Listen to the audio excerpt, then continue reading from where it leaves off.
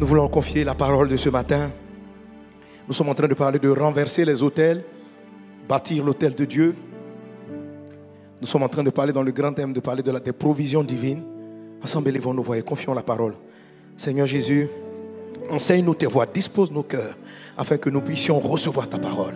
Saint-Esprit, parle-nous, que ta parole nous transforme, que ta parole guérisse, que ta parole restaure, que ta parole transforme. Saint-Esprit, prends le contrôle, dispose notre esprit, que ta gloire soit manifestée en ce lieu. Ô Dieu des cieux, nos yeux sont sur toi. À toi la gloire au siècle des siècles, au nom de Jésus. Amen. Quelqu'un donne un bon amen. Alléluia. Gloire à Dieu. On va rendre grâce au Seigneur pour les chantres. Amen, amen. Merci Seigneur. Voilà, mon enseignement est basé sur cet ouvrage, sur ce livre. Si tu ne l'as pas, il faut l'avoir, il faut le lire, il faut le méditer. C'est basé donc sur, c'est un enseignement sur la troisième bénédiction des chrétiens. Il y en a toutes 12. Et c'est un héritage extraordinaire que Dieu nous donne en Jésus-Christ. En Christ, nous sommes bénis. Et la troisième des 12 bénédictions dit, ta corbeille et ta huche seront bénies.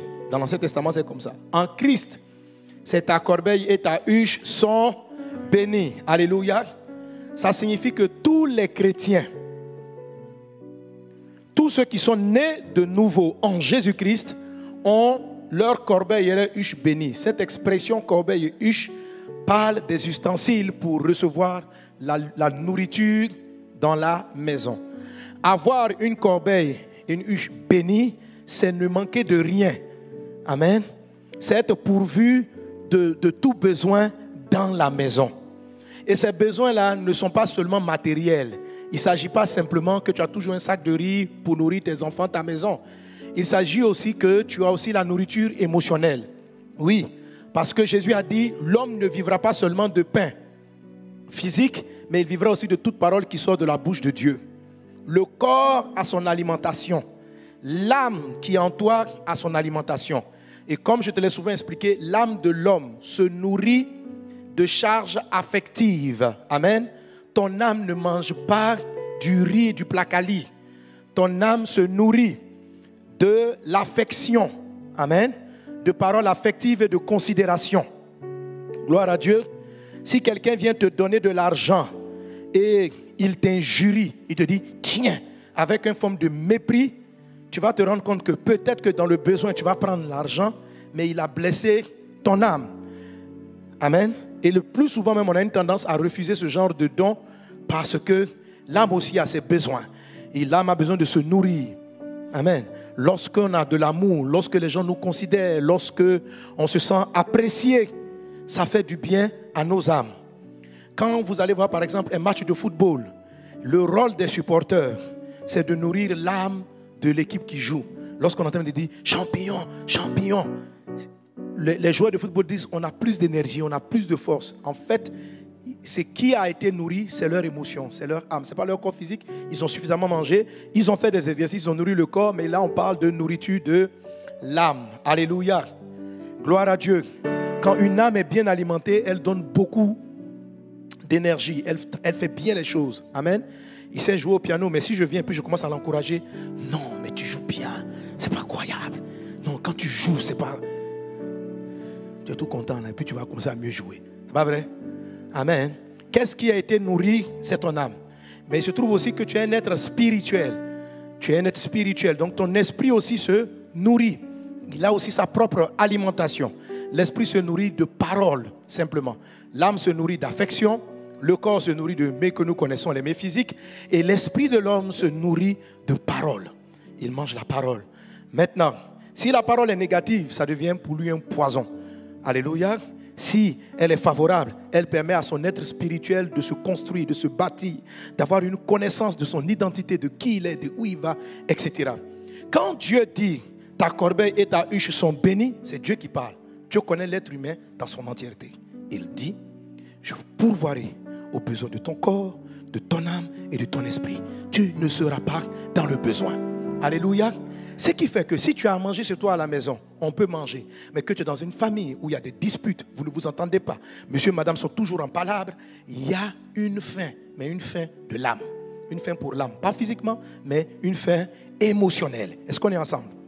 La bénédiction numéro 3 vient traiter ce problème. C'est pourquoi, si tu n'es pas équilibré alimentairement, spirituellement, émotionnellement et physiquement, la bénédiction numéro 3 te concerne. Il ne faut pas dire je ne suis pas concerné, que c'est un message qui concerne, qui touche seulement ceux qui ont faim physiquement, qui n'arrivent pas à payer leur loyer, qui sont endettés. Tu peux être endetté émotionnellement. Que Dieu te comble de toute grâce. Je déclare cela dans le nom de Jésus-Christ de Nazareth. Alléluia. Et c'est important que j'insiste là-dessus parce que mon thème d'aujourd'hui, c'est renverser les autels le troisième type d'autel. Je vous ai parlé de 3 types d'autels, mais c'est renverser les autels d'oppression émotionnelle.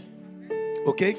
Le 3e type d'autel, c'est l'autel d'oppression émotionnelle.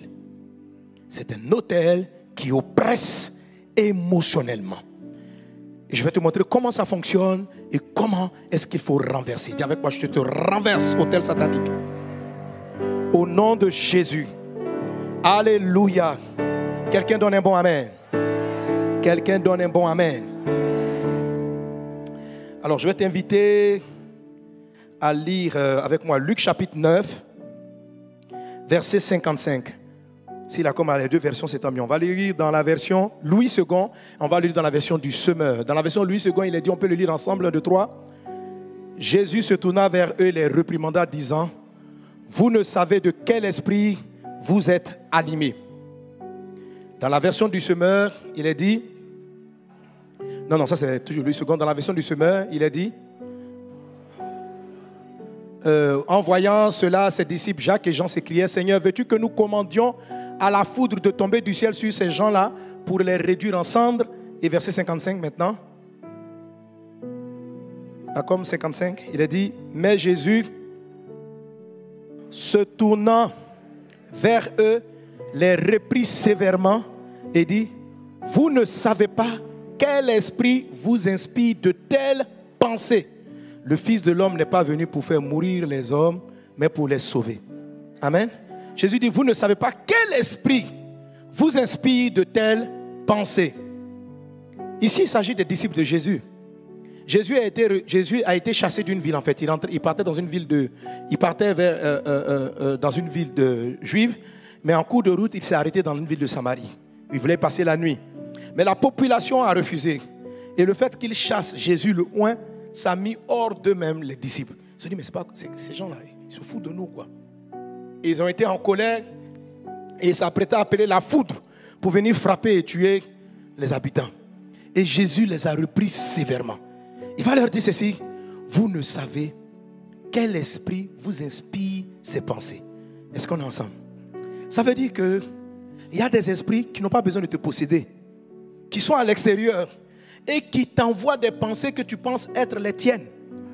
Ils t'inspirent des pensées. Tu crois que c'est naturel de te mettre en colère et d'envoyer un jugement contre ceux qui agressent celui que tu respectes, celui que tu aimes, Jésus. La majorité d'entre nous aurait accepté cette réaction-là comme étant divine. On aurait dit non, ça c'est normal. Pour tout le respect que j'ai pour Jésus, on ne peut pas lui parler comme ça. Si tu touches à Jésus, tu as affaire à moi. Et ils sont dans tout leur état. Jésus n'est pas contre le fait qu'il soit déçu ou en colère, mais le fait de vouloir envoyer un jugement pour les exterminer. Il dit, ça, ce n'est pas l'Esprit de Dieu. Et la pensée qui est venue dans votre cœur n'est pas d'origine divine. Elle vient de certains esprits. Est-ce qu'on est ensemble? Amen. Alors, c'est quoi les autels? Les autels, donc A-U-T-E-L-S, les autels sont des zones de connexion qui permettent à des esprits de venir régulièrement communiquer des pensées. Des pensées et qui vont t'amener à prendre de mauvaises décisions, à faire de mauvais choix. Parce que nos actions sont précédées par nos pensées. Alors si, au lieu de me mettre en colère, on me donne des idées, des pensées qui vont détruire ma propre boîte, je peux penser que j'ai fait de mauvais choix. Mais mes choix ont été induits, conduits par une voix, une pensée. Des idées me venaient. Et ces esprits-là, ceux dont je vais parler aujourd'hui, par exemple, renverser les autels d'oppression émotionnelle, ils vont travailler même tes émotions. Ils peuvent amener une personne à détester quelqu'un qu'elle aurait dû aimer. Ils peuvent amener quelqu'un à aimer quelqu'un dont elle aurait dû s'éloigner. On peut te donner des pensées. Parce que c'est quoi le sentiment amoureux ou c'est quoi le sentiment de haine? C'est un ensemble de pensées qui engendrent des types d'émotions. Est-ce qu'on est ensemble? Est-ce qu'on est ensemble? Ici, ils ont eu des pensées qui ont créé de la colère. C'est de l'émotion. Mais dans le nom de Jésus, aujourd'hui, tu vas les renverser au nom de Jésus-Christ. Alléluia. Mais je commence ainsi parce que c'est délicat, parce que la plupart des personnes, lorsqu'ils entendent les voix de ces autels qui viennent de dire, ont l'impression que c'est leur propre pensée, c'est leur propre choix, c'est leur propre décision. Ce ne sont pas tes pensées. Il y a des pensées d'autodestruction. Il y a des pensées qui te viennent de l'extérieur. Et que le diable veut te faire croire que c'est toi. Mais ce n'est pas toi. Quand vous lisez Jean chapitre 13, verset 1, il est dit, le diable a mis au cœur de Judas Iscariote le dessein de livrer Jésus. Le diable a mis au cœur. Donc ce n'est pas un choix de Judas. La pensée est venue dans son cœur et il l'a prise comme étant sa propre pensée. Il a adopté cette pensée et il a eu une réaction de traîtrise et de meurtre. Plusieurs sont animés de pensées qui détruisent leur vie. Des choix, de mauvaises décisions. Que Dieu t'en délivre aujourd'hui. Que Dieu t'en délivre aujourd'hui. Le propre des autels, c'est de maintenir pendant une période donnée ce genre d'oppression. Ce genre de pensée. Tu dors, tu te réveilles à ça. L'idée dans ta tête, l'idée dans ta tête. Fais comme ça, fais comme ça. Tu dis non, ça c'est pas Dieu. Tu chasses et puis l'idée est là encore. Et tu finis par l'accepter et par prendre cette décision-là. Alors pourquoi est-ce que nous parlons de autel lorsque nous sommes en train de parler de l'approvisionnement divin?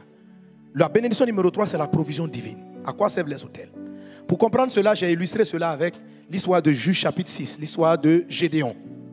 C'est très intéressant. En Juge chapitre 6 au verset 1, la Bible nous décrit une situation. Israël a péché contre Dieu et la Bible dit Dieu a livré Israël entre les mains de Madian. Notez bien que c'est à Madian qu'on a livré Israël, pas à tous les autres peuples.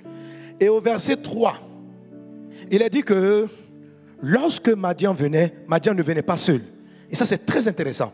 Il est dit, Madian montait avec Amalek. Quelqu'un dit avec moi Amalek. Et il montait aussi avec les fils de l'Orient. Donc lorsque Madian arrivait, Madian montait avec Amalek et les fils de l'Orient et il marchait contre lui. Et qu'est-ce qu'ils faisaient comme, qu'est-ce qu'ils avaient comme fait? Ils campaient en face de lui, détruisaient les productions du pays jusque vers Gaza et ne laissaient en Israël ni vivre, ni brebis, ni bœufs, ni ânes, car ils montaient avec de nombreux troupeaux. Alors, Madian, Amalek et puis les fils de l'Orient ne tuaient pas les Israélites. Ils enlevaient leurs provisions. Ils enlevaient la nourriture. Ils enlevaient les aliments. Ils enlevaient tout ce dont ils avaient besoin pour se nourrir. Ils attaquaient la nourriture, mais n'attaquaient pas les vies. Alléluia. Et ils sont le symbole des esprits d'appauvrissement. Chaque chrétien a dans sa vie la bénédiction numéro 3 qui dit que Dieu lui-même, il te donne la grâce de pouvoir à tes besoins. En tant que chrétien, David dit ceci, je n'ai jamais vu le juste abandonné, ni sa postérité mendier son pain. Un chrétien ne peut pas avoir normalement un problème de loyer. Non. Un chrétien ne peut pas avoir un problème pour manger à midi. Un chrétien ne peut pas être dans les dettes. Ça ne fait pas partie de ton héritage. Amen. Il y a normalement des voies, des orientations divines. Parce que en tant que fils, en tant que fille de Dieu, Dieu prend soin de toi. La dette, les endettements sont un signe que ta bénédiction numéro 3, elle fonctionne bien, mais il y a quelque chose qui la combat en toi. Arriver difficilement à joindre les deux bouts, c'est que ta bénédiction numéro 3 n'est pas vraiment opérationnelle. Tu as quelque chose que tu n'utilises pas. Il y a une arme qui est en toi que tu n'utilises pas. C'est ce qui fait que tu es dans ces problèmes financiers. Si tu es dans des problèmes émotifs, tout le temps des palabres dans ton couple, il y a un problème. Il y a ta bénédiction numéro 3 qui dit que Dieu doit pourvoir à tes besoins émotionnels n'est pas en train de fonctionner correctement. Si tu manques d'orientation divine, de direction de Dieu, il y a un problème. C'est que ta bénédiction numéro 3 qui dit que ta corbeille et ta huche spirituelle seront pourvues ne marche pas correctement. Il y a quelque chose qui ne va pas. Dans le cas des Israélites ici, ils ne souffraient pas de sécheresse. Dieu avait béni le sol. Le sol produisait. Mais chaque fois qu'il était en production, quelque chose venait voler. C'est ce que j'appelle l'appauvrissement. L'appauvrissement. Quand Dieu commence quelque chose, il y a comme des forces maléfiques qui viennent et qui arrachent ce que Dieu a commencé de faire. Aujourd'hui, dans le nom de Jésus, je déclare que le voleur, le dévoreur, dégage pour toujours de ta vie, de ta famille, sur le plan matériel, sur le plan émotionnel, sur le plan spirituel. Au nom de Jésus, je déclare que tu possèdes ton héritage pleinement au nom de Jésus-Christ de Nazareth. Nous devons arriver à la dimension où, comme la première église, la Bible dit, il n'y avait pas d'indigents dans l'église. Ça, c'est la forme normale de l'église. Il n'y avait pas d'indigents. Jésus a dit, il y aura tout le temps des pauvres, mais il n'a pas dit forcément dans l'église. Dans l'église, on arrive à la dimension où il n'y a pas d'indigents. C'est un héritage. Alléluia. Alors, certaines personnes sont dans l'indigence, sont dans le besoin, parce que les Madianites n'ont pas été détruits. Parce que les Amalécites qui les accompagnent n'ont pas été détruits. Et qui est Amalek? On dit que quand Madian arrive, Madian se fait accompagner d'Amalek. Qui est Amalek? Amalek, je vous l'ai expliqué, c'est un nom qui signifie vallée, qui signifie donc dépression. Et dans la parole de Dieu, lorsque les Amalécites rentrent en guerre, la symbolique c'est qu'ils créent un état émotionnel étrange. Toutes ces choses ont été écrites pour nous faire comprendre comment l'ennemi fonctionne. En Israël, ça s'est passé réellement. Mais Dieu a mis des noms de code. Toutes ces choses-là sont des images, des métaphores pour nous faire comprendre ce que Dieu veut. Et comment Dieu nous délivre. Est-ce qu'on est ensemble? Quand vous lisez par exemple 1 Samuel chapitre 30, le peuple Amalek, appelé aussi donc les Amalécites, vient attaquer David. Il a dit lorsque David arriva le 3e jour à Tisklag, avec ses gens, les Amalécites avaient fait une invasion dans le midi de Tisklag. Ils avaient détruit et brûlé Tisklag. Après avoir fait prisonnier les femmes et tous ceux qui s'y trouvaient, petits et grands, ils n'avaient tué personne, mais ils avaient tout emmené et s'étaient remis en route. Continuons. David et ses gens arrivèrent à la ville et voici, elle était brûlée. Et leurs femmes et leurs fils et leurs filles étaient emmenés captifs. Alors David et le peuple qui était avec lui élevèrent la voix et pleurèrent jusqu'à ce qu'il n'eût plus de force de pleurer. Et elle dit, ils ont pleuré. Ils ont pleuré jusqu'à un moment donné. Il fait, les larmes sont plats. On dit, ils n'ont plus de force. Ils cherchent l'énergie. On dit, frère, il dit, je vais pleurer encore un peu. Je ne peux plus pleurer. Mes larmes sont finies. Et c'est étrange. Parce que ce sont des guerriers. Ils savaient très bien que leurs femmes et leurs enfants ne sont pas morts. Un guerrier en temps normal, il se lève, il dit, où ils sont, où ils sont? Retrouvons-les. Allons délivrer nos femmes. Ils sont passés toute la nuit à pleurer. Des guerriers. Pourquoi? C'est une symbolique pour nous faire comprendre qu'on a affaire à Amalek. Que Amalek, ce qu'il prend, il touche le matériel. Mais ce n'est pas le matériel qui l'enlève. Ce sont tes forces intérieures.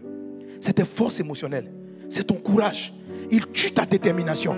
Il paralyse tes forces. Alors la Bible dit que Dieu a livré Israël à Madian. Mais quand Madian arrive, Madian vient prendre peut-être l'argent. Madian, c'est les esprits qui viennent enlever tes finances. Mais Madian se fait accompagner d'Amalek.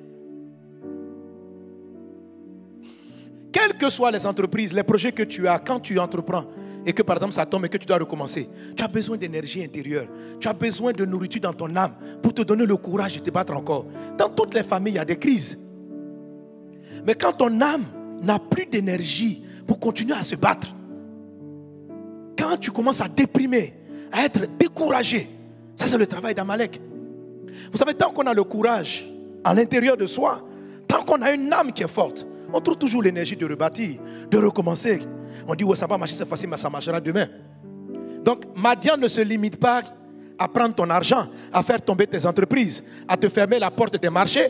Madian ne se limite pas à t'empêcher de trouver du travail.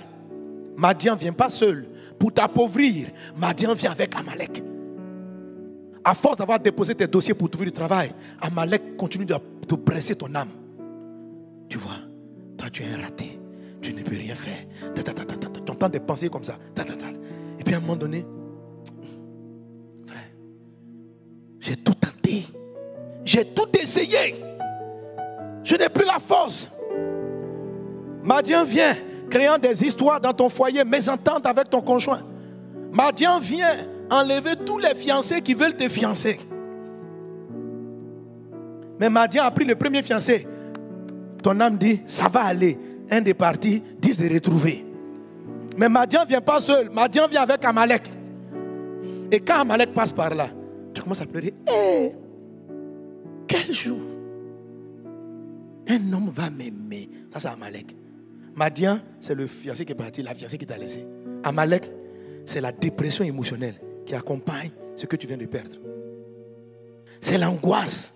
C'est les nuits de larmes où on pleure jusqu'à on n'a plus la force. Ça, c'est Amalek. Est-ce qu'on est ensemble?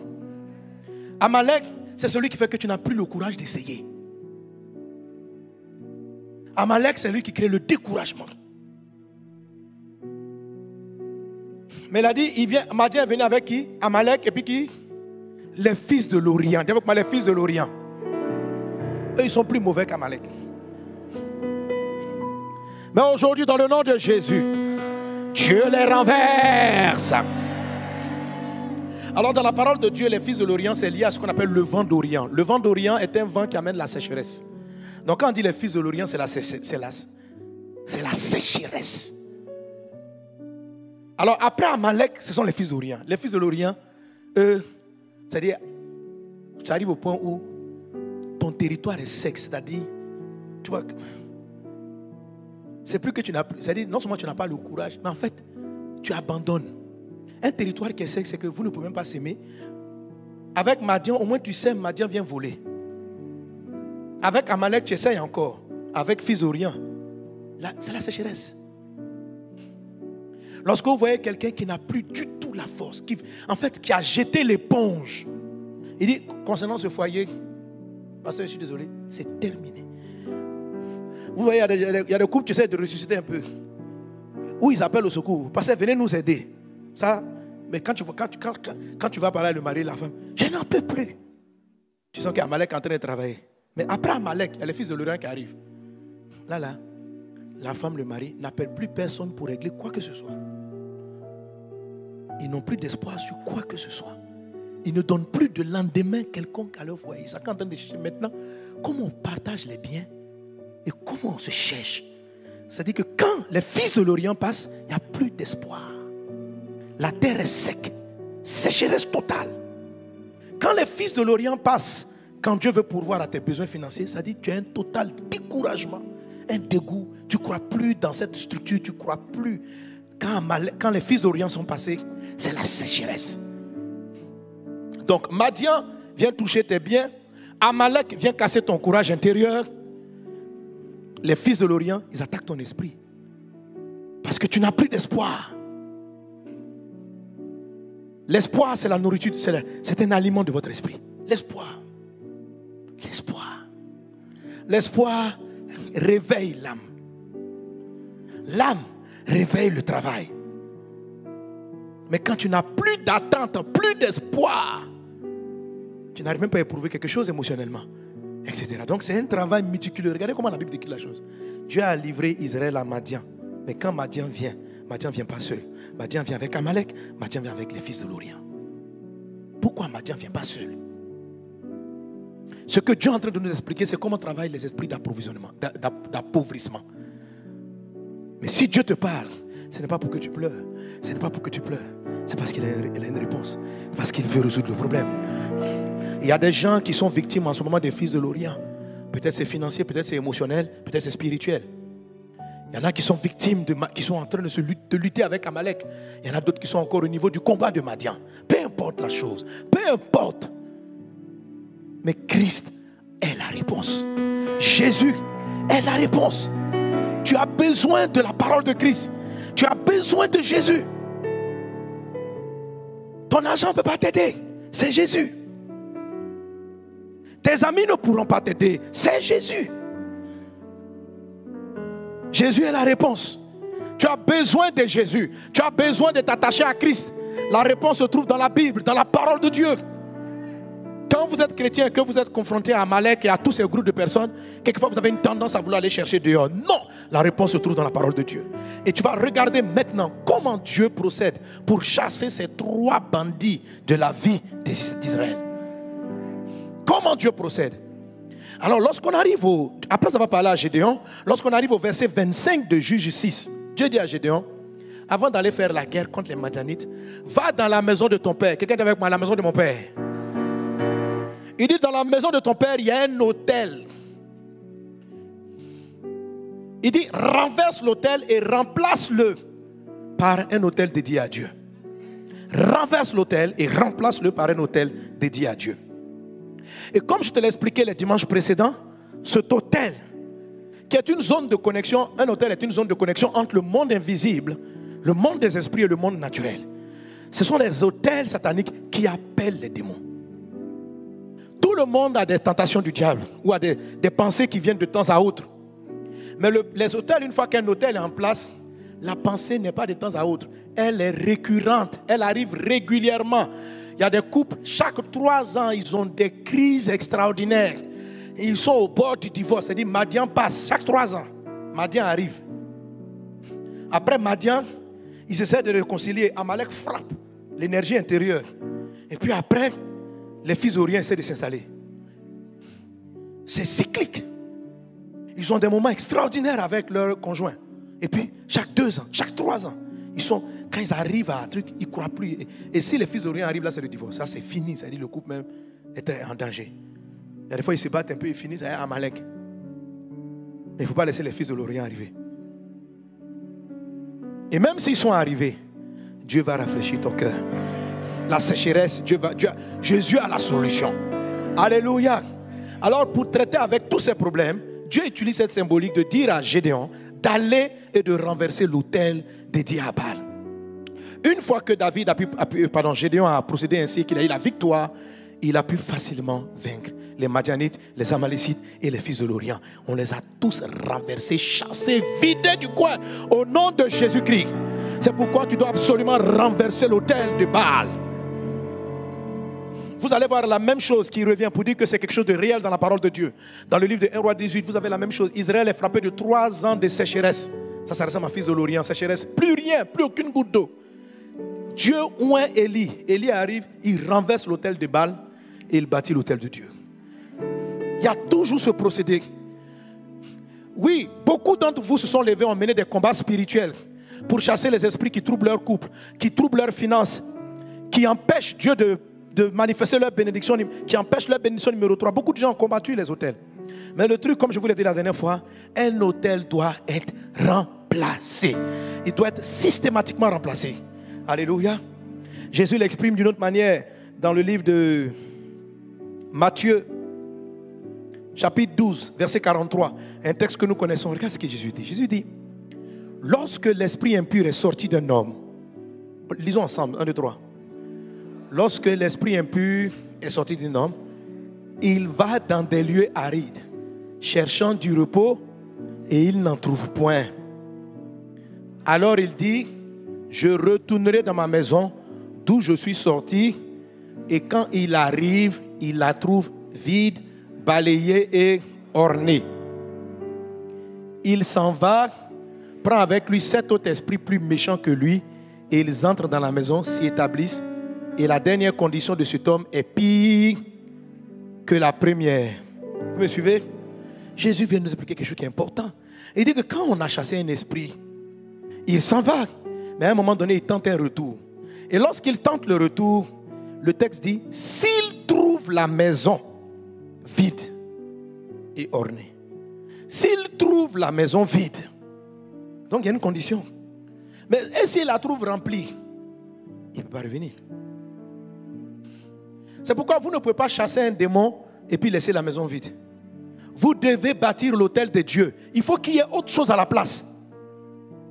Tu ne peux pas chasser ce qui détruit ton argent si tu n'as pas bâti ce qui va créer la richesse. Est-ce qu'on est ensemble? Tu ne peux pas chasser un démon d'angoisse si tu n'as pas bâti un esprit de courage, de joie et de paix. Tu ne peux pas chasser un esprit qui régulièrement entraîne de la tristesse si tu ne bâtis pas un autel dédié à Dieu qui apporte la joie dans ta vie. Est-ce qu'on est ensemble? Tu vides le diable, mais tu bâtis quelque chose à la place. La maison ne doit pas être trouvée vide, elle doit être trouvée remplie. ne faut pas lui donner la place. Et puis regarde, on dit s'il la trouve vide et ornée. Qui a orné ça? Qui a fait la déco? Hein, c'est quand tu as accepté Jésus. Jésus est venu dire, ma fille, je te délivre. Il a fait la déco. Maintenant, laisse bien Jésus s'installer. Tu ne laisses pas bien s'installer. Est-ce qu'on est ensemble? Quelqu'un donne un bon amen. Quelqu'un donne un bon amen. Donc, comme je te dis, un autel est une voie, est quelque chose qu'on a planté dans ta vie ou dans la maison de ton père, pardon, et qui appelle ces esprits-là, qui viennent te donner des pensées. Qui viennent te donner des pensées. Et on a vu qu'on avait donc 3 types d'autels d'appauvrissement. Il y a des hôtels qui font autre chose, mais les hôtels qui créent la pauvreté, il y en a 3 types. Ok? Le premier type, c'est quoi? Les hôtels sataniques, c'est-à-dire, bon, en fait, il faut savoir que les 3 hôtels-là, Satan s'en sert, les démons s'en servent pour te réclamer et pour assaillir tes pensées et te faire ou détruire ta vie. Ok? Il se sert des 3. Mais le premier en particulier, il est hôtel parce que quelqu'un dans ta parenté a dédié, ça veut dire que Satan peut revenir constamment là-dessus parce qu'il estime qu'il y a quelque chose dans ta vie qui lui appartient. Pourquoi le démon revient? Le démon revient parce qu'il s'estime être propriétaire. Alors pour qu'un démon s'estime être propriétaire, il faut que l'ancien propriétaire le lui ait donné. Un démon va revenir, un objet ou bien une personne peut être un point d'autel parce qu'à un moment donné, donc, Dieu confie des enfants à des parents. Si un papa s'élève et dédie ses enfants à un esprit, l'esprit, il va, souvent les gens pour avoir des enfants, ils vont sacrifier à des eaux, à des rivières, où on dit notre famille a toujours adoré cet esprit-là et ils estiment que eux, ils ont donné leur vie à l'esprit. Il y a des esprits qui viennent dire, moi si tu me donnes ta vie, je te donnerai le pouvoir. Donc il y a des personnes qui ont le pouvoir parce que c'est un esprit qui leur a promis. C'est ce que Satan voulait faire à Jésus. Okay? Il dit, si tu te prosternes devant moi, ça veut dire si tu me donnes ta vie, moi je te donne le pouvoir. Jésus lui a résisté. Donc c'est que Jésus, à quoi Jésus a résisté, beaucoup de parents n'ont pas résisté. On leur a dit, je te donnerai la Côte d'Ivoire. Si tu me donnes ceci ou cela ou ceci ou cela. Et si c'est un esprit qui a effectivement, ce sont les démons qu'on appelle autorité. La Bible dit domination, autorité. Les démons qu'on appelle autorité, ben, il y a des petits démons qui vous blaguent comme ça. Ils n'ont aucun pouvoir, ils sont des petits démons nuls, vauriens. Et puis ils viennent te blaguer. Non, si tu me sacrifies, quand je vais te donner le pouvoir, il ne peut rien faire. Même ton patron va te renvoyer. Et les petits esprits ont dit non, si tu fais, je vais t'élever, tu seras directeur. Tu ne seras même pas directeur. Après lui-même, on te renvoie. C'est un petit démon de bas échelle qui n'a aucun pouvoir, qui a pris ton argent, c'est tout. Mais il y a des esprits très élevés, des démons très puissants. Et souvent, les personnes, à force de chercher le pouvoir, vont pactiser avec ce genre d'esprit. Et ils sacrifient des gens. Ils sacrifient des choses. À un moment donné, même quand la personne devient chrétienne,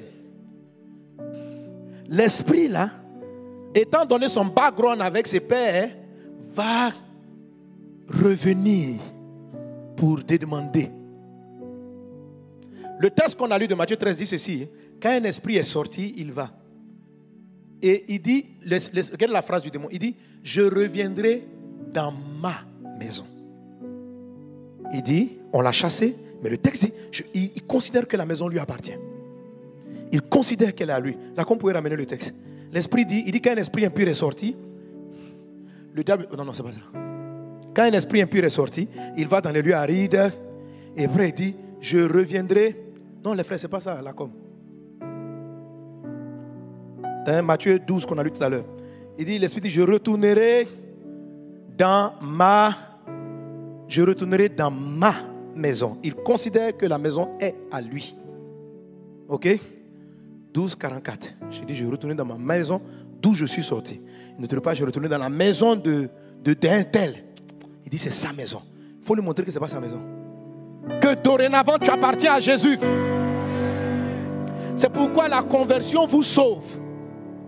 Quand vous dites, Seigneur mon Dieu, je te donne ma vie, vous venez d'enlever la propriété au voleur, à celui qui a blagué ton parent, et puis vous remettez les choses à leur place.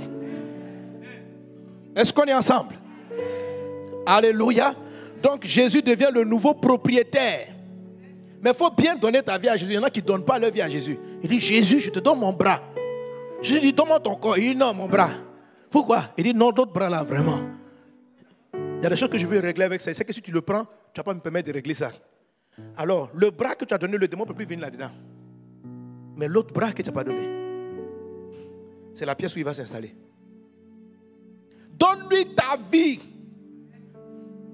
Ne garde pas des quartiers dans ton cœur. Donne-lui, dis Jésus, ma vie est à toi. Donne-lui le pouvoir de gérer ta vie un peu. Et tu vas voir ce qu'il va faire. Alléluia. Gloire à Dieu. N'oublie pas, si tu as appelé à aller au sommet, c'est ton appel d'aller au sommet, Dieu va te donner l'autel divin qui va te faire réaliser ta destinée.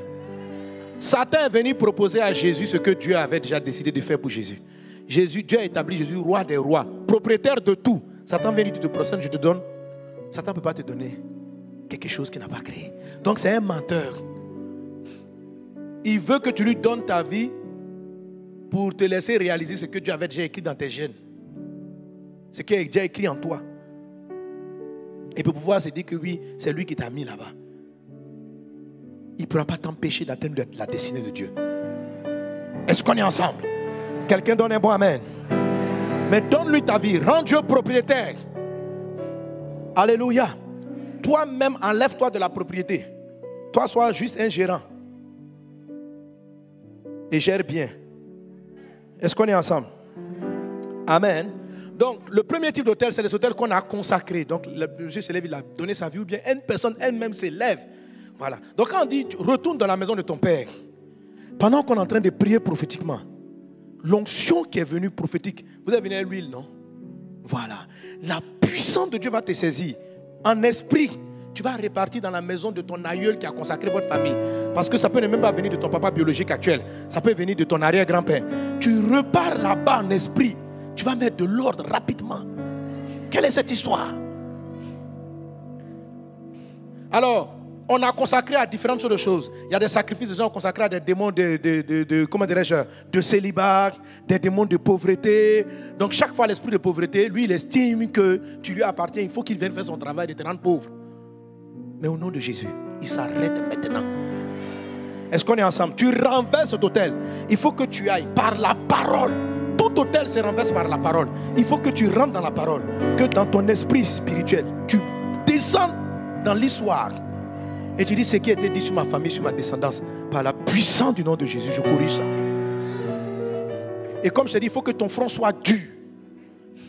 Parce que les démons, ils ne lâchent pas. Mais tu n'as pas besoin de leur collaboration. Tu les frappes sérieusement. Tu as un front dur. Tu leur donnes un coup de tête. En esprit, quoi. C'est du vin. Tu allais taper quelque chose dans ta maison là pour rien. Alléluia. Il faut les traumatiser. Tout hôtel c'est basé sur des esprits durs. Si le temps manque, je ne sais pas si je le pourrais le faire aujourd'hui, mais chaque fois que je suis à faire un hôtel, la Bible utilise la sévérité avec laquelle il chasse le démon. Et je vais vous le montrer. Quand un hôtel parle, par exemple l'enfant qui se jetait tout le temps dans le feu, il y a un hôtel qui parlait contre l'enfant. Parce que Jésus dit, le Père dit à l'enfant, le Père dit à Jésus, pardon, il dit l'esprit part. Et quand il revient, donc ce n'est pas un esprit qui possédait l'enfant constamment.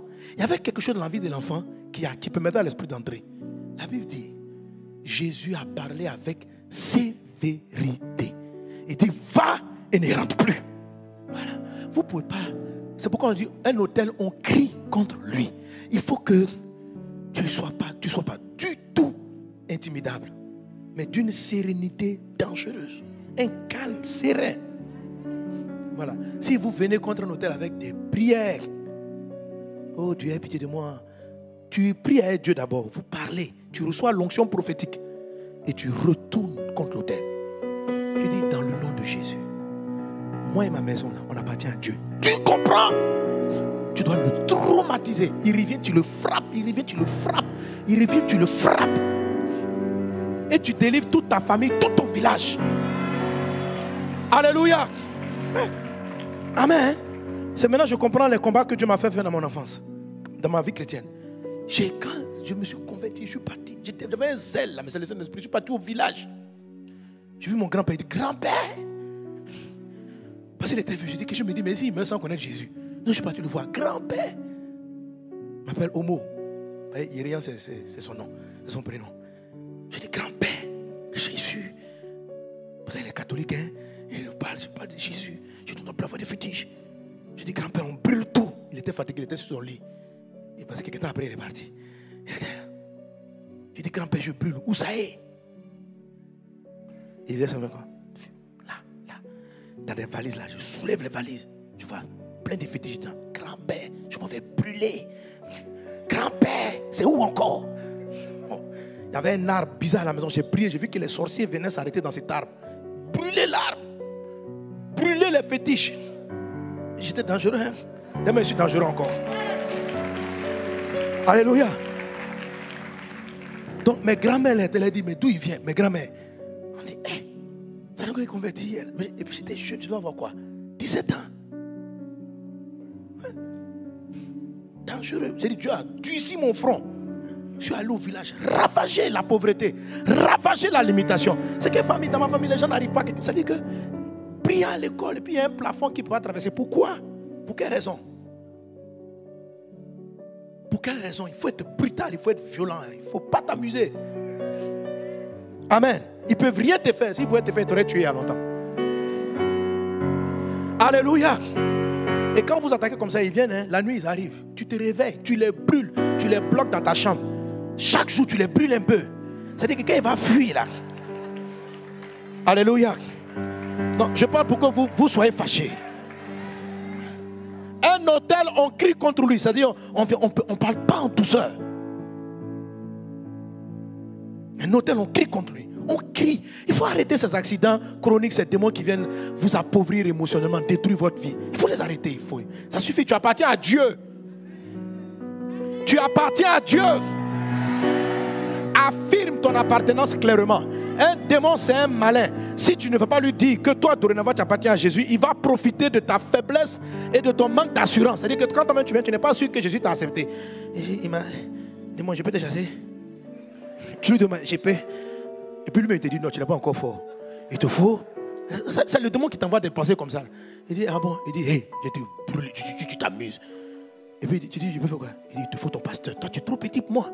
Moi, si c'est passé Sanogo là, c'est là que je pourrais. Et c'est là où vous voyez les chrétiens les plus peureux. Ils vont, pasteur, au secours. Non. Et maintenant, si le pasteur n'est pas là, on fait comment? Pasteur, tu as voyagé. J'ai prié, j'ai localisé. C'est dans la maison de mon grand-père. Il vient vite, viens au secours. J'ai dit, et si le pasteur n'est pas là? On fait quoi? Donc, applique mon message. Alléluia. Amen. Et un hôtel qu'un pasteur vient casser pour toi, mais Jésus dit, quelle que soit la situation, l'esprit revient. C'est-à-dire qu'à un moment donné, il va attendre que le pasteur soit loin. Vous vous retrouvez. Parce qu'il sait que ton pasteur prie tout le temps pour toi. Donc, le jour où le pasteur est loin, il dit, bon, c'est le bon moment, revenons à l'attaque. Il revient. Il dit, je suis là. Toi, tu seras faible. Tu vas dire, mon pasteur n'est pas là-haut. Donc, c'est comme si tu lui donnes le droit. Que ton pasteur soit là. Que ton pasteur soit pas là. Jésus est avec toi. Est-ce que tu comprends ces français-là? Jésus est avec toi. Jésus est là. Et tu dois t'appuyer sur le Christ et le sang de Jésus. Un esprit va te donner des pensées que tu es trop impur. Hier, tu as péché, tu t'es fâché. Il va te culpabiliser pour que tu te sentes faible, pour ne pas pouvoir crier sur lui. Il va essayer de t'affaiblir moralement. Il va te rappeler tes fautes. Il va te rappeler tes faiblesses. S'il te plaît, rappelle-lui le sang de Jésus. Dis, mon ami, c'est vrai, j'ai fait des erreurs, mais il se trouve que le sang de Jésus m'a purifié de mes péchés. Il te rappelle, il dit, hier tu t'es fâché contre quelqu'un, tu dis, je t'informe que ma Bible dit, si je confesse mes péchés, je suis pardonné. Tu dis donc, je suis totalement habilité à te dire, dehors.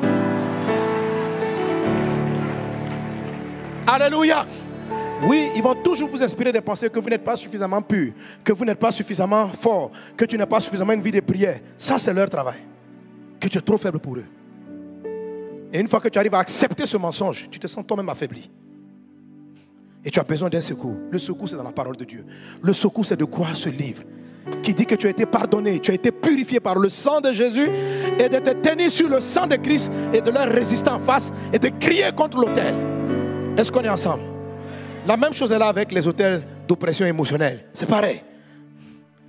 L'autel des malédictions, deuxième autel.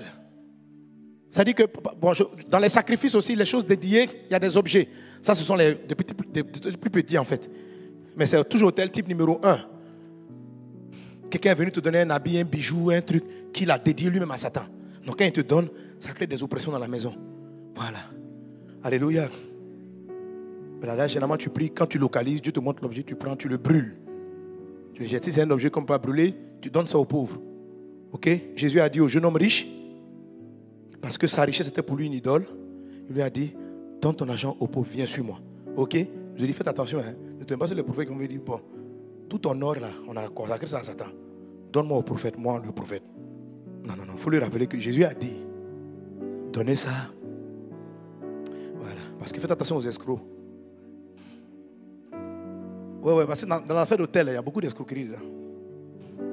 Comme les gens voient que tu es faible, ils vont profiter de ta faiblesse. Ils disent, bon voilà, il faut que tu me sacrifies à moi. Fais-moi, moi. Lui, il est qui? C'est Jésus qui a tout fait. Alléluia. Un pasteur peut prier pour toi. Un pasteur peut prier avec toi. Un pasteur peut t'enseigner. Mais le vrai enseignement, c'est celui qui commence à te faire connaître Christ. À t'attacher à ton Dieu. Et non pas à mettre ta foi dans quelqu'un. Un homme peut disparaître. Un homme peut être absent. Mais Dieu ne sera jamais absent de ta vie. Jésus est toujours avec toi. Un homme peut ne pas décrocher ton téléphone. Jésus va te décrocher toujours. Jésus est avec toi partout. Amen. Le vrai enseignement doit t'apprendre à connaître Christ et à t'attacher à Jésus. Alléluia. Le pasteur va jouer son rôle. Il va prier avec toi, il va parler avec toi. Mais dans l'enseignement final, il va t'attacher à Christ. Est-ce qu'on est ensemble? Quelqu'un donne un bon amen.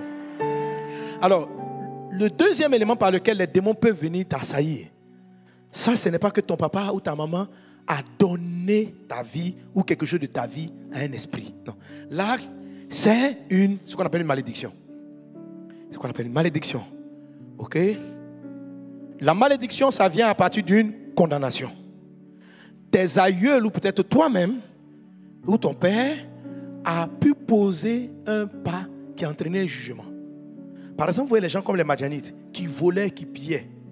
Si des peuples, à un moment donné, sont tellement tristes et élèvent une malédiction, ça peut prendre tous les Madianites et leurs descendants pour dire, bon vous là, comme de la même manière que vous avez volé toute votre vie, vous resterez pauvres. Il y a des gens, après leur avoir fait du mal, ils sont en droit de maudire ta vie, de maudire la vie de celui qui fait constamment le mal. Il y a des personnes, il y a des parents qui ont, ça je l'ai vu ça souvent, la femme elle a fait tellement d'avortements, et puis il y a une malédiction, il y a un sang des bébés là, dans tous les bébés là, il y a un seul sang, il y a un bébé d'avortement là, dont le sang crie. Et le sang crie pour dire, hein, donc chaque fois que toi tu tombes enceinte, tu tues. Bon, à partir de maintenant, quelquefois même c'est le premier avortement même, tu as fait un seul. Et ça te condamne à ne plus en avoir. Vous voyez comme ça, la femme Michal de David, elle lui a juste manqué de respect une fois. Ça a été suffisant pour la rendre stérile. Donc on ne peut pas savoir à quel moment la condamnation va partir. Parce que dans la vie, en fait, il y a plusieurs niveaux de condamnation. Il y a des condamnations qu'on paye sur la terre. Il y a des condamnations qui attendent le dernier jugement. Ce qu'on appelle malédiction, c'est une condamnation qui est sur la terre. Donc, toute mauvaise œuvre sera payée tôt ou tard. Soit c'est payé sur la terre, soit c'est payé au ciel. Quand une mauvaise œuvre est payée sur la terre de ton vivant, c'est ce qu'on appelle malédiction. Quand une mauvaise œuvre est payée au ciel, ça c'est le jugement.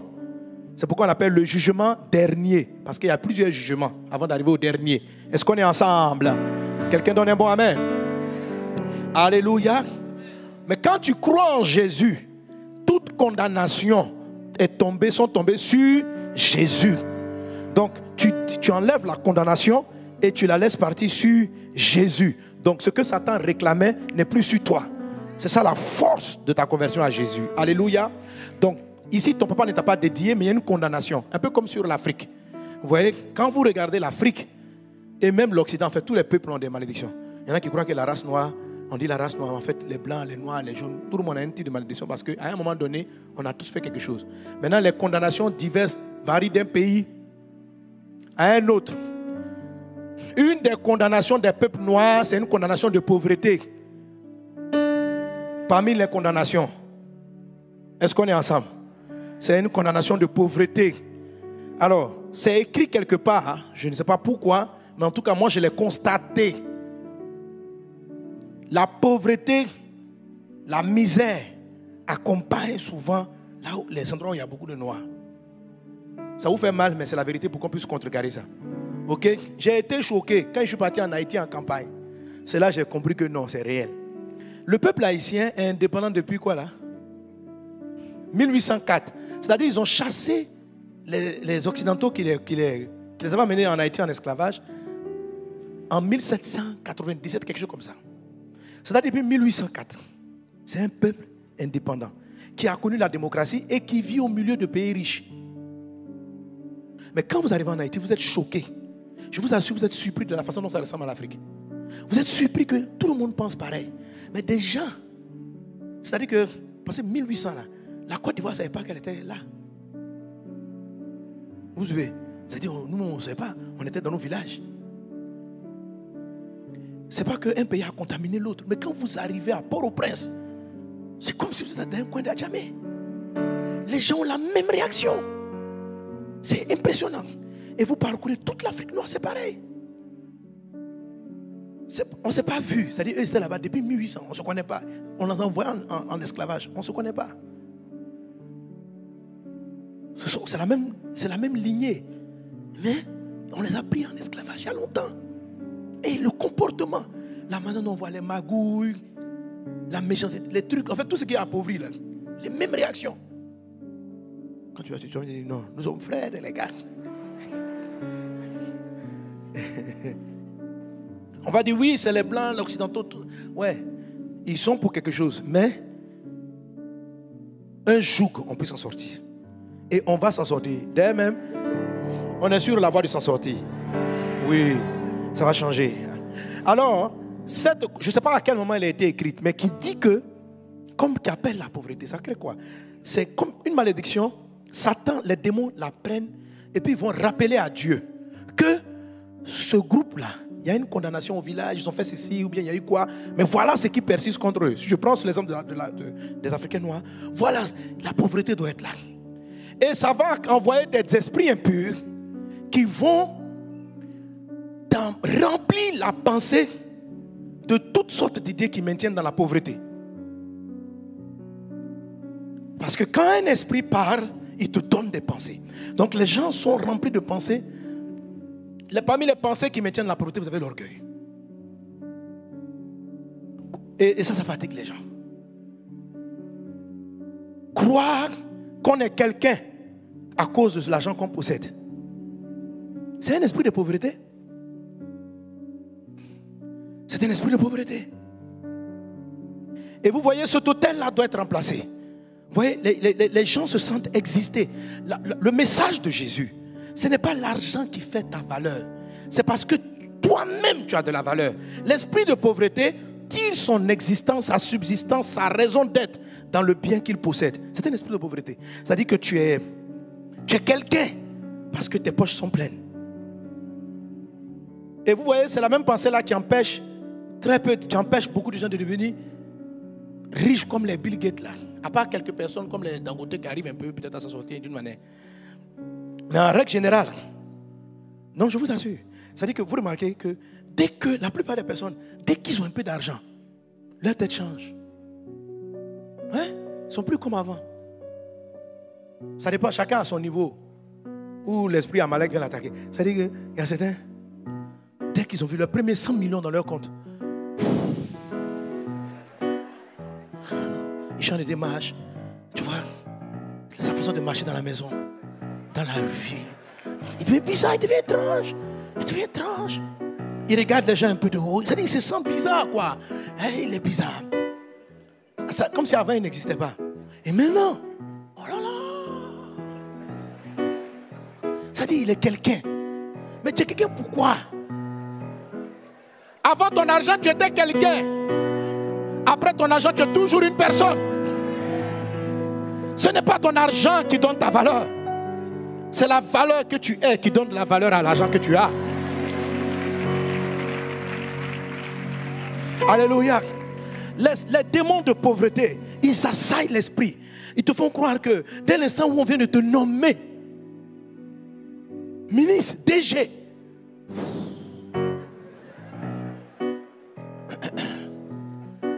les gens disent, tu n'es plus n'importe qui. Et puis, tout le village même te dit, tu n'es plus n'importe qui. Non, écoute, même dans la foule, tu n'étais pas n'importe qui. Tu n'as jamais été n'importe qui. Tu n'as jamais été n'importe qui. Ce n'est pas l'argent ni un poste qu'il faut que tu aies quelqu'un. Ça ne fait pas toi.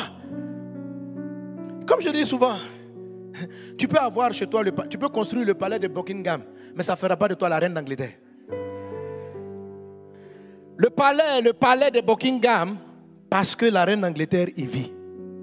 Si elle habitait dans une petite maison, ça devenait le palais. La valeur des choses que nous possédons, ce n'est pas les choses qui nous donnent la valeur, c'est nous qui donnons la valeur à ce que nous possédons. Ça, c'est la vérité de Dieu. La vérité de Dieu, c'est que l'homme est l'être après lui que Dieu a créé le plus supérieur. L'homme est supérieur à l'argent. L'homme est supérieur au poste. L'homme est supérieur à ça. Mais le diable et les démons nous ont fait croire que ce qui fait que nous sommes des gens, c'est les titres que nous avons, c'est les positions que nous avons. C'est un mensonge. Et ça, quand vous avez une malédiction comme ça qui pense, dès que vous commencez à avoir un peu d'argent, vous avez un peu de poste, les pensées vous assaillent. Le diable vient. Non, tu es grand, ne parle plus aux gens comme ça. Tu n'es plus. Et oui, ta tête, l'orgueil te prend jusqu'à ta chute. Ça veut dire que tu te sens, tu es bizarre, quoi. Et je vous assure, c'est un hôtel qui crie même contre les pasteurs. J'entends la phrase, bon, je suis habitué, mais j'ai compris à un moment donné, parce que mon esprit pouvait accepter que tu commences à avoir la pensée, tu as une grande église. Et puis Dieu me rappelle, la voix que tu entends là, ces voix-là, que tu as une grande église, tu crois que c'est mon esprit? Non. Si j'étais avec Jésus, il allait dire, arrière. Il dit, tu ne sais pas quel esprit t'inspire ce genre de pensée. Grand par rapport à quoi? Vous savez, le mot grand, c'est une affaire, c'est un mot relatif. Tu as une grande église par rapport à quoi? C'est quoi ton barème de grand? C'est quoi le barème de grand? Si un pasteur, parce qu'il a 1000 fidèles, s'estime qu'il a une grande église, il va se croire grand. Non, c'est pas vrai. Et cette limite-là crée en toi des sentiments d'accomplir, que tu crois que tu as accompli ta vie, que tu es. Voilà. Souvent, j'entends des frères pasteurs, nés de nouveau, ils disent, non, tu es arrivé. Je dis, arrivé. Tu vois, ces sentiments-là est une inspiration de l'enfer. Parce que si tu penses que tu es arrivé, tu ne peux que descendre.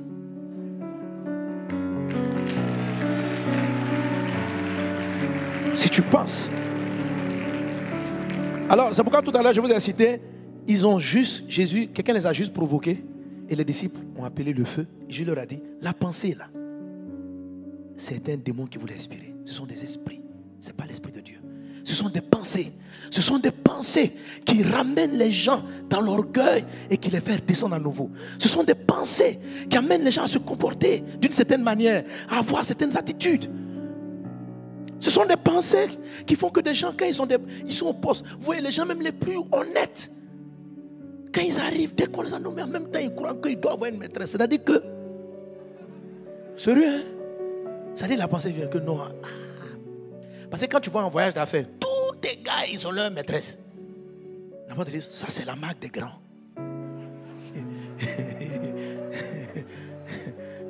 Vous savez, c'est pourquoi il y a des mots que je n'aime pas. Je n'aime pas ce mot-là. Je n'aime pas VIP. Non. Non. VIP, pourquoi? Tous les gens sont importants. Les personnes qu'on a vues dans ces villages-là, je sais pas, au début, au début, je ne sais pas que cette voix-là, qui est la malédiction de pauvreté, qui parle, qui me réclame. C'est-à-dire que tu arrives, tu as l'impression, quand tu vois les pauvres, tu as l'impression, il y a un sentiment, quoi, comme si tu étais mieux. Ce sentiment-là, mais il est du diable. Dieu nous a créés égaux. Ce sont des hommes qui ont une âme, qui pensent, qui ont des combats. Mais le truc, c'est qu'eux-mêmes aussi, ils le croient. C'est-à-dire que quand tu arrives avec ça, ils te voient grand et eux, ils soient petits. Donc, même quand tu penses que tu es petit, qu'est-ce que Dieu peut faire? C'est-à-dire que quel que soit l'argent qu'on te donne, le diable va enlever. Parce que dans ta tête, tu es petit. Tu es petit pour toi-même. Tu rejettes ta propre vie. Tu n'as pas de valeur. Parce que tout le monde a toujours dit que quand on a valeur, c'est parce qu'on t'a nommé. On a une valeur parce que tu es né d'une famille qui a une valeur. Donc, non.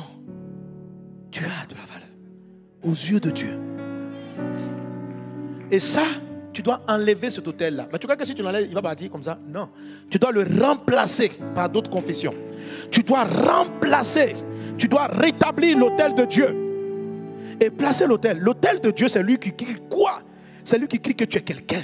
C'est lui qui crie que tu as de la valeur à ton créateur, aux yeux de ton créateur. C'est l'autel-là qui va restaurer ta véritable identité. Tu dois le rétablir.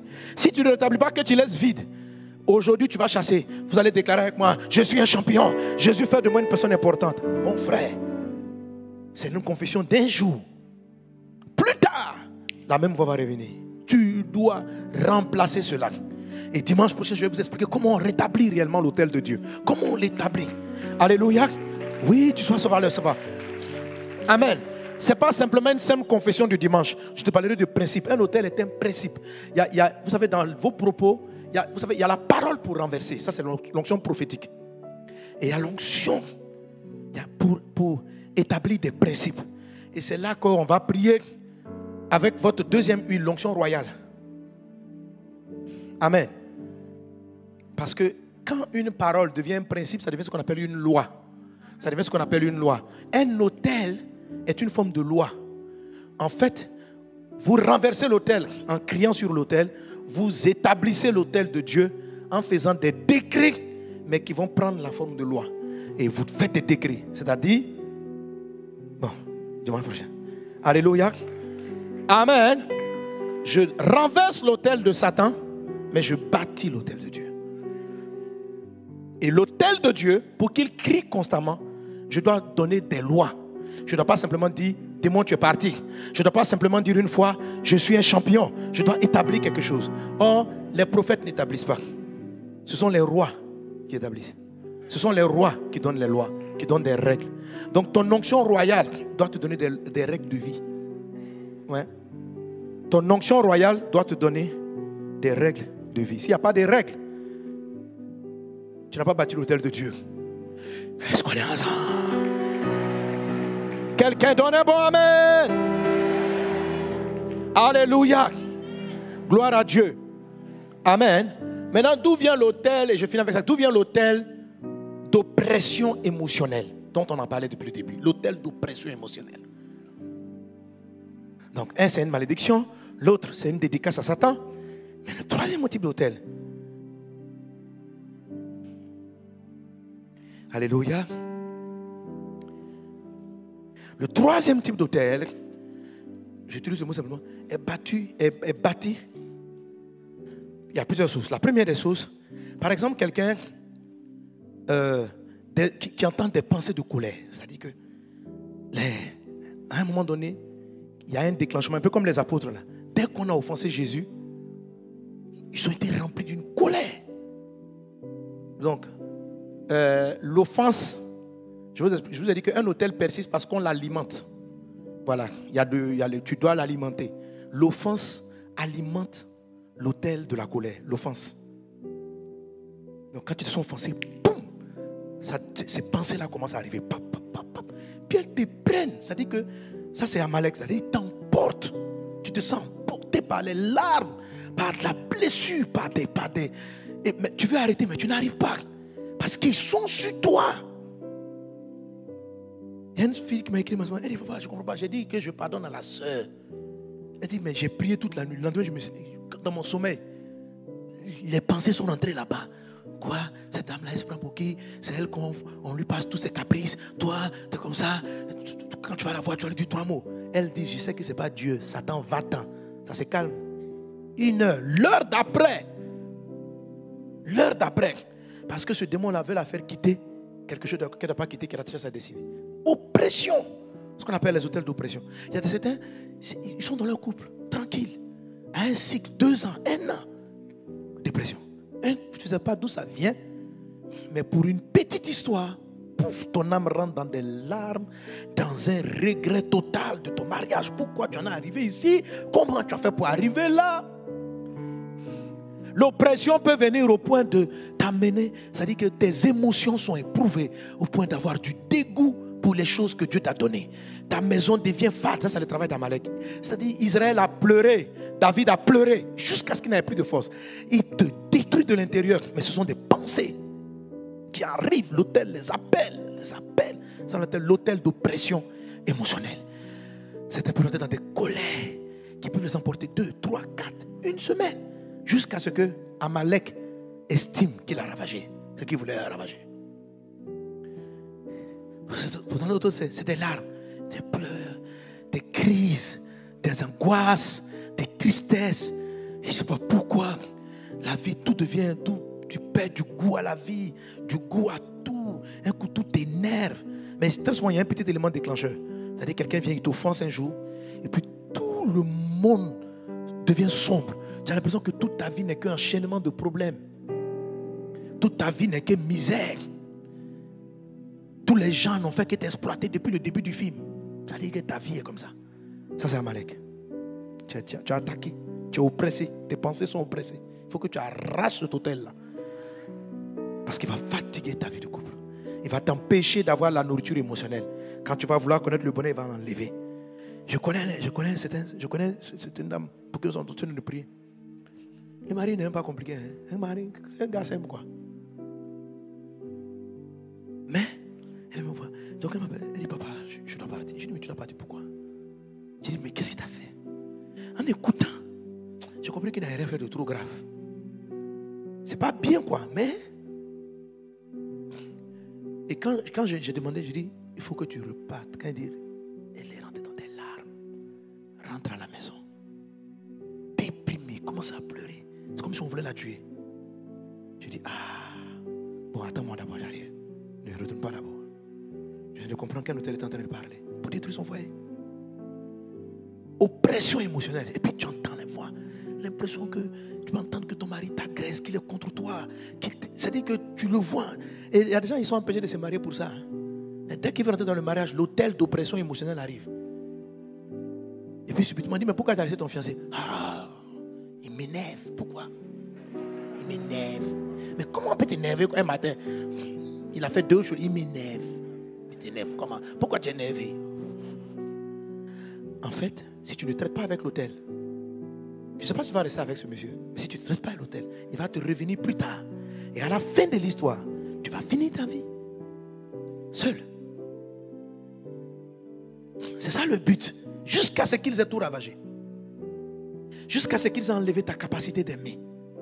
Et puis te faire arriver jusqu'à le fils de l'Orient. Et puis aplatir ta vie, sécheresse totale. Mais cela n'arrivera pas au nom de Jésus. Cela n'arrivera pas au nom de Jésus. Je renverse cet hôtel. Est-ce que tu peux crier contre cet hôtel-là maintenant dans le nom de Jésus? Alléluia, on va se tenir debout. Prends ton onction d'huile. Amen. Brenda sorobara la katarababrus. Rekatalababra. Alors je disais, pendant que tu prends l'onction d'huile, mettez l'huile. Comment tu prends l'onction d'huile? Alors d'où ça peut venir ce genre de choses? Dieu dit à Gédéon, va dans la maison de ton père. Dis avec moi, la maison de mon père. Alors le plus souvent, ce type d'émotion, si tu remarques, les oppressions émotionnelles, ça peut être l'idole de papa. Quand je dis l'idole de papa, suivez-moi bien. Suivez-moi bien. Amen, amen. Dis amen. Alors, si la colère ou la tristesse que tu as, tu l'as retrouvée chez ta maman ou chez ton papa, c'est ce qu'on appelle la maison de ton père. Par exemple, les gens qui sont souvent très emportés par ce genre de colère, papa était comme ça. Papa est comme ça. Ok? Alors, si papa est comme ça, tu vois que c'est déjà localisé. Si maman était comme ça, tu vois que c'est déjà localisé. Il faut que tu ailles en esprit, en prière, sur ce type d'attitude qui dans ton enfance t'a d'abord blessé, de voir que papa pouvait se prendre une colère extraordinaire, ou maman pouvait pleurer parce que papa la fatiguait. Donc, tu as tellement vu ta mère souffrir que, je t'explique, c'est-à-dire que comment on peut ouvrir une brèche à ce type de démon-là? Donc, Dieu dit à Gédéon, va dans la maison de ton père. Le problème commence là-bas. Les problèmes d'oppression émotionnelle, c'est toujours lié à ton passé. La maison de ton père. Donc, je dis, soit papa est comme ça, était comme ça, ou maman était oppressée, opprimée. Amen. Ou une forte blessure, frustration émotionnelle dans ton enfance. Quelque chose de choquant. Très souvent, on essaie d'oublier ça. Mais on essaie d'oublier, mais quelque chose contre lequel tu t'es levé dans ton âme, ou tu es tombé dans une dépression, mais c'est toujours lié à la maison de ton père. Autrement dit, tes origines. Si tes émotions peuvent changer du jour au lendemain, et puis tu rentres dans une grande tristesse, ça vient de ton histoire. L'onction qui vient sur toi maintenant, alléluia, mets l'onction sur la tête. Reçois l'onction prophétique. Je t'ai dit qu'on renverse un autel par d'abord l'onction prophétique. Et on bâtit l'autel de Dieu par l'onction royale. Saint-Esprit, viens sur ton fils. Saint-Esprit, viens sur ta fille. Saint-Esprit, viens sur ta fille. Saint-Esprit, viens sur ton fils. Seigneur, merci pour l'onction royale. Merci pour l'onction prophétique. Vous recevez la puissance de Dieu. Vous recevez l'onction de Dieu. Prophète de Dieu, tu es un. Dieu dit, je répandrai mon esprit sur toute chair. Vos fils et vos filles prophétiseront. Le temps de la prophétie pour toi est arrivé. Le temps de libérer ta vie, ta famille, ta maison, tes frères, tes soeurs est arrivé. Cet autel doit être renversé. Il ne continuera pas à traumatiser ta vie, ta famille, ta maison. C'est toi que Dieu a choisi pour faire taire cet autel satanique. C'est toi que Dieu a oint. Prophète de Dieu, reçois l'onction. Reçois l'onction. Jésus a dit, je répandrai mon esprit sur toute chair. Vos fils et vos filles prophétiseront. Les katayamamos maraha. Rekatarianda bradaso. Shakatarianda bradasere baralaka. Raïda bradasoro barakende rebabo. Praïda sarabara glorianda bradasere baralake. Shokatarianda bradaso. Dababababa shakata. Maintenant, je reviens toujours sur la localisation. Avec le peu d'huile que tu as sur la main, mets-le sur le haut des yeux. Au nom de Jésus, je prie dans le nom de Jésus que l'onction prophétique qui est sur toi te donne de localiser précisément. J'ai donné le message, j'ai localisé de manière globale. Mais toi, le Saint-Esprit t'oriente afin que tu saches exactement ce qui a été bâti dans la maison de ton Père. Dans la maison de ton Père. Je n'ai pas dit ton papa, mais j'ai dit dans la maison, dans ton passé. La maison de ton père, c'est là où tu as grandi. La maison de ton père, c'est là où tu as évolué. C'est de là que sont bâtis les hôtels d'appauvrissement. Les hôtels d'appauvrissement sont localisés dans l'histoire. Tu pars dans l'histoire. Le Saint-Esprit t'aide à localiser cela prophétiquement. Rien ne reste caché sous tes regards prophétiques. L'onction prophétique te montre où c'est exactement. Et de quoi est-ce qu'il s'agit? Est-ce un hôtel de malédiction? Est-ce un hôtel de dédicace satanique? Est-ce un hôtel d'oppression émotionnelle? L'Esprit du Seigneur t'aide à localiser. Au nom de Jésus. Mets la main doucement sur les oreilles, l'huile sur les oreilles, sur le lobe des oreilles. Tes oreilles sont ouvertes. Tu entends la voix de Dieu, tu entends l'orientation de Dieu. Dans le nom de Jésus, dans le nom de Jésus, dans le nom de Jésus. Il en est ainsi, je le déclare sur ta vie au nom de Jésus. Et tu mets maintenant, tu amènes la main à la bouche au nom de Jésus.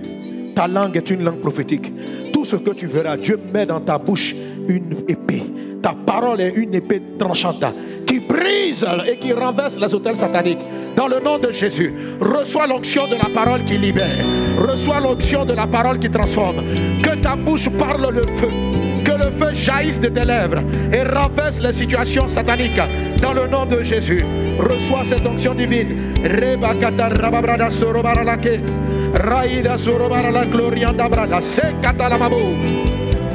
Au nom de Jésus. Il en est ainsi. Tu es béni dans le nom de Jésus. Tu es béni dans le nom de Jésus. Tu es oint dans le nom de Jésus. Tu triomphes dans le nom de Jésus.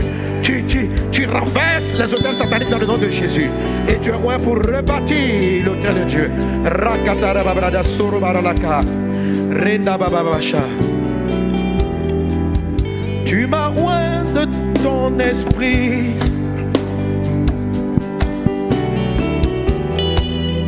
M'a équipé de tes armes.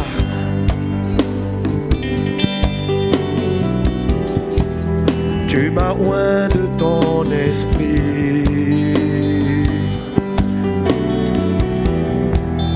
M'a équipé de tes armes. Tu m'as donné ton onction.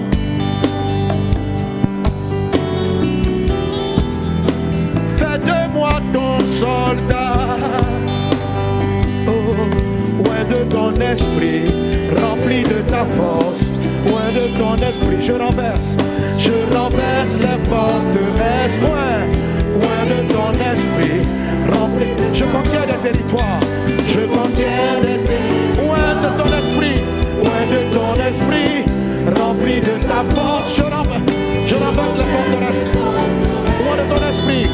loin de ton esprit. Je conquiers le territoire. Je conquiers. Loin de ton esprit. Loin de ton esprit. Rempli de ta force. Je renverse les forces. Loin de ton esprit. Rempli de ta force. Je conquiers le territoire. Je conquiers. Brisé.